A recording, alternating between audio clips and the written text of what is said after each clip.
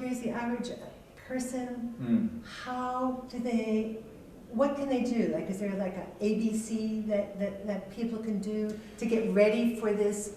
It's already happening. There's nothing to get ready for. We're doing it. And I think one of the really important things to recognize is that the close of these cycles, it's not a moment in time, it's a window, a zone.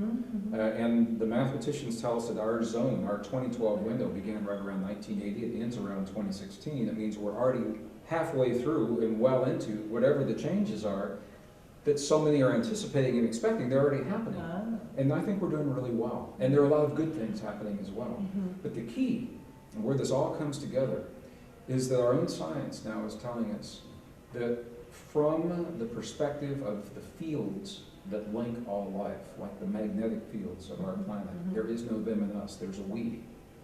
And as we focus in our hearts, don't need any scientific knowledge to do this, but as we focus not in our minds but in our hearts, heart-centered ways of living, what we're actually doing is triggering the most powerful magnetic field in the human body that links with the magnetic field of the earth and eases the changes that the planet is going through. And this is our own science now that's telling us this.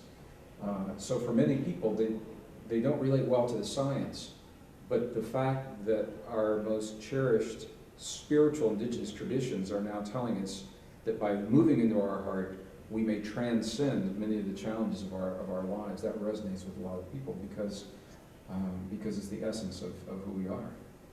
So that's the difference between the fear aspect and the love aspect, and tuning into that, just kind of into the heart, into It is. There's a growing body of scientific evidence strongly suggesting that the images that we surround ourselves with in the world become the reality of life very, very quickly.